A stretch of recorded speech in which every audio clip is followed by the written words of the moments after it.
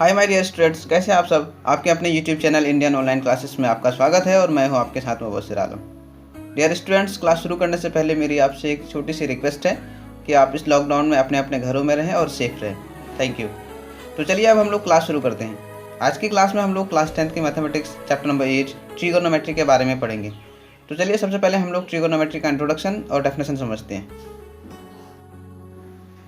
Trigonometry In English, the word trigonometry is derived from the Greek words tri meaning three, gon meaning sides and matron meaning measure। तो इसका मतलब ये हुआ कि English में trigonometry तीन ग्रीक वर्ड से मिलकर के बना है, जिसमें पहला वर्ड है ट्राई और जिसका मीनिंग होता है थ्री यानी तीन, और दूसरा वर्ड है गॉन जिसका मीनिंग होता है साइड्स, और तीसरा वर्ड है मैट्रन जिसका मीनिंग होता है मेजर यानी माप। तो इस तरह से इंग्लिश में ट्रिगोनोमेट्री का मतलब हो गया तीन साइड्स की माप, ठीक है। और फिर in fact trigonometry is the study of relationships between the sides and angles of a triangle. तो इसका मतलब यह हुआ कि ट्रिगोनोमेट्री में एक ट्राइंगल के साइड्स और एंगल्स के बीच के रिलेशनशिप का स्टडी किया जाता है, ठीक है। और फिर the branch of mathematics in which by using some mathematical techniques the distances और heights are measured is called trigonometry, ठीक है। तो इसका मतलब ये हुआ कि ट्रिगोनोमेट्री मैथमेटिक्स का एक ब्रांच है जिसमें कुछ मैथमेटिकल टेक्निक्स का यूज करके डिस्टेंसेस और हाइट्स मेजर किया जाता है, ठीक है।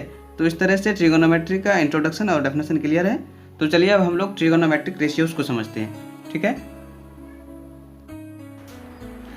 Trigonometric ratios, the ratios of the sides of a right triangle with respect to its acute angles are called trigonometric ratios, or the trigonometric ratios of an acute angle in a right triangle express the relationship between the angle and the length of its sides। तो इसका मतलब ये हुआ कि एक right angle triangle में इसके acute angles के रिस्पेक्ट में इसके साइड्स के जो रेशियोज होते हैं उन्हें ट्रिगोनोमेट्रिक रेशियोज कहते हैं, ठीक है। या फिर एक राइट एंगल ट्राइंगल में एक एक्यूट एंगल के जो ट्रिगोनोमेट्रिक रेशियोज होते हैं वो उस एंगल और उस ट्राइंगल के साइड्स के बीच के रिलेशनशिप को एक्सप्रेस करते हैं, ठीक है। और फिर in a right triangle there are 6 trigonometric ratios of an acute angle.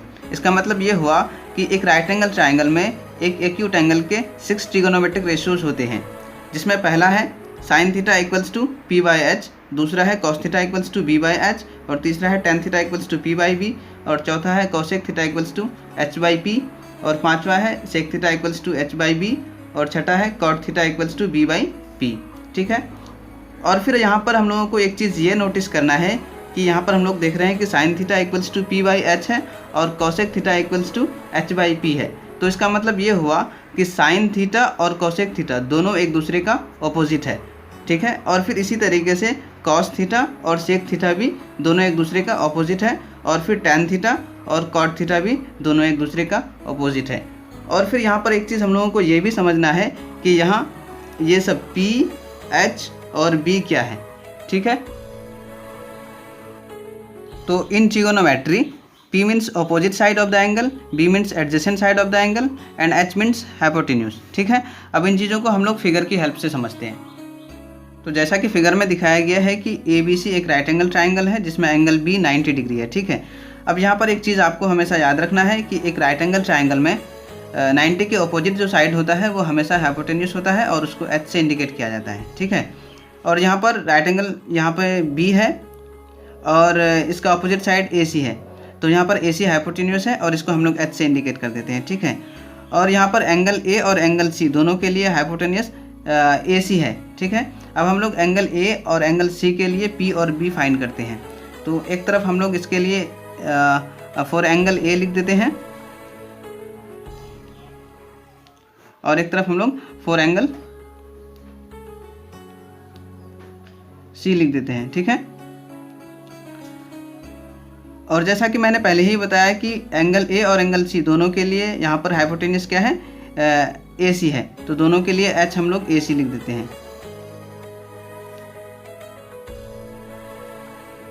ठीक है। अब हम लोग पहले एंगल A के लिए P और B फाइंड करते हैं। तो यहाँ पर एंगल ए के लिए P दैट मीन्स क्या, opposite side of angle A. तो यहाँ पर एंगल ए के लिए अपोजिट साइड क्या है, BC है। तो यहाँ पर एंगल ए के लिए P क्या हो जाएगा, BC, ठीक है।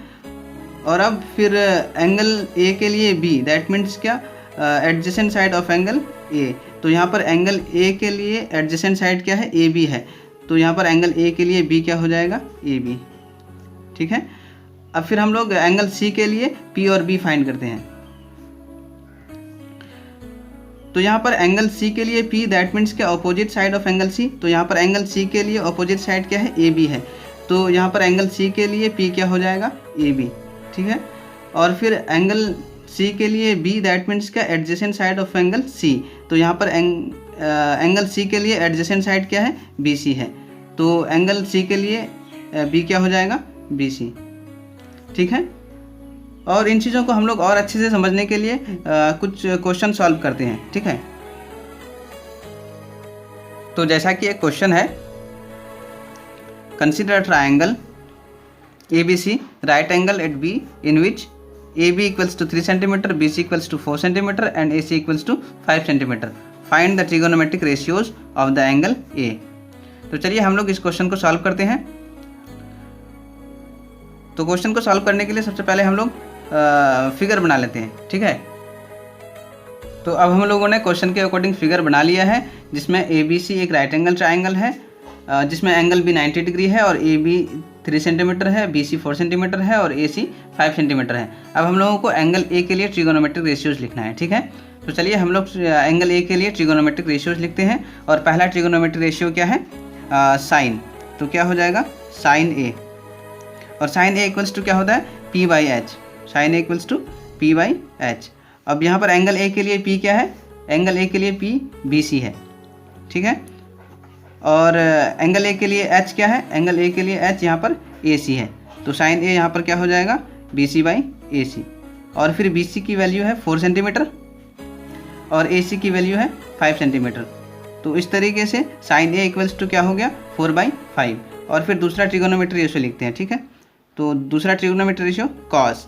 तो कॉस A इक्वल्स टू क्या फॉर्मूला होता है, B/H।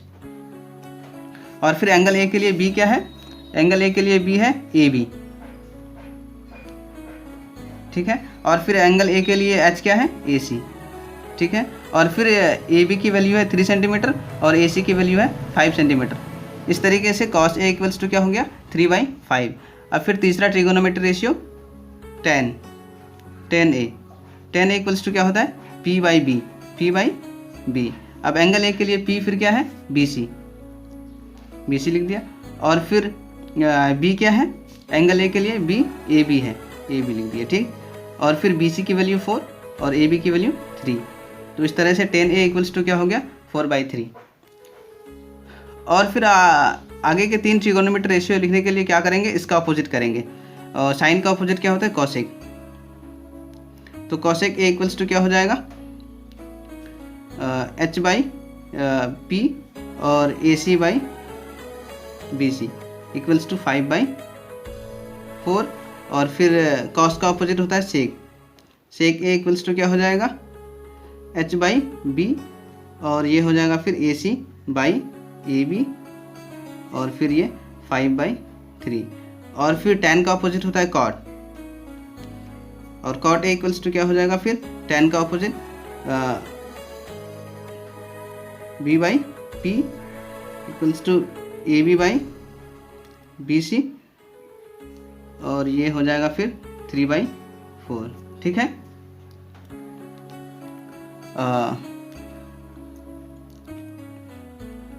अब एक क्वेश्चन और करते हैं हम लोग। तो जैसा कि क्वेश्चन है, consider a triangle PQR right angle at Q in which PQ equals to 12 centimetre and QR equals to 5 centimetre. Find the trigonometric ratios of the angle R, ठीक है। तो चलिए हम लोग क्वेश्चन सॉल्व करते हैं और इसके लिए सबसे पहले हम लोग फिगर बना लेते हैं, ठीक है।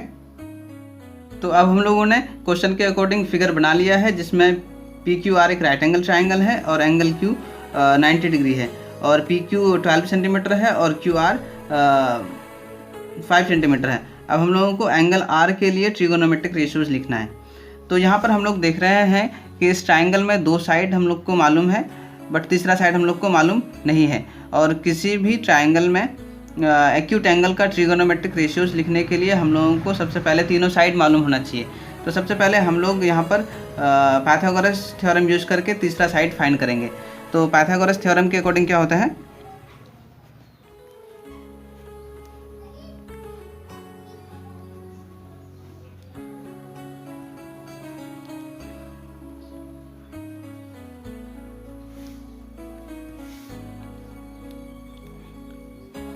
तो एज पर पाइथागोरस थ्योरम यहाँ पर क्या हो जाएगा, पी आर का square equals to P Q का स्क्वायर प्लस क्यू आर का स्क्वायर, या फिर P R equals to P Q का स्क्वायर प्लस क्यू आर का स्क्वायर ओवर रूट।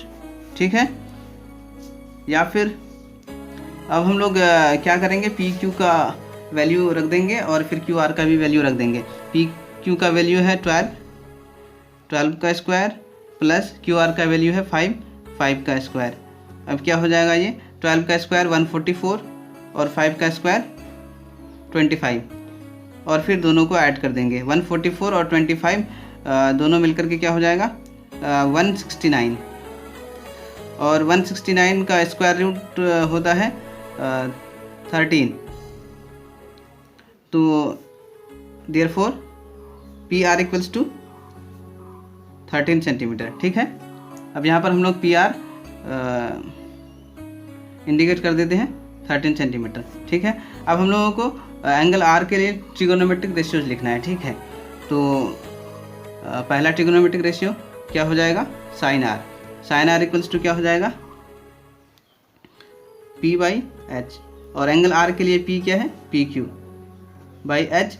एच क्या है, पी आर इक्वल्स टू क्या हो जाएगा, पी की वैल्यू 12 और पी आर की वैल्यू 13। ठीक है, और फिर दूसरा trigonometric ratio cos are.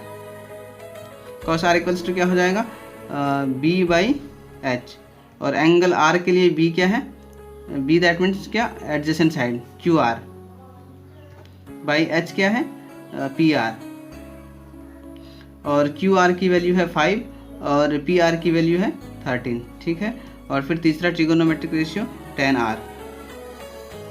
tan r equals to क्या, p बाई बी, और एंगल r के लिए p फिर से पी क्यू और b क्यू आर, और फिर इसकी वैल्यू है पी क्यू की वैल्यू 12 और क्यू आर की वैल्यू 5। तो इस तरीके से tan r इक्वल्स टू क्या हो गया, 12/5। और फिर आगे के 3 ट्रिगोनोमेट्रिक रेशियोज लिखने के लिए क्या करेंगे, इनके ऑपोजिट।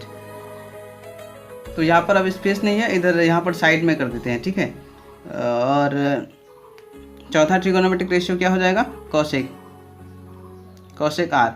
कॉसेक आर क्या हो जाएगा, साइन आर का ऑपोजिट। तो डायरेक्टली हम लोग लिख देते हैं क्या, साइन आर का ऑपोजिट 13/12, और फिर कॉस का ऑपोजिट होता है सेक। तो सेक आर इक्वल्स टू क्या हो जाएगा, कॉस का ऑपोजिट 13/5, और फिर tan का ऑपोजिट कॉट। तो कॉट आर इक्वल्स टू क्या हो जाएगा, 5/12। ठीक है, तो उम्मीद करते हैं स्टूडेंट्स कि आप लोग को अच्छे से समझ में आ गया होगा, और अगर आप लोगों को कुछ भी परेशानी होती है तो आप कमेंट बॉक्स में बता सकते हैं।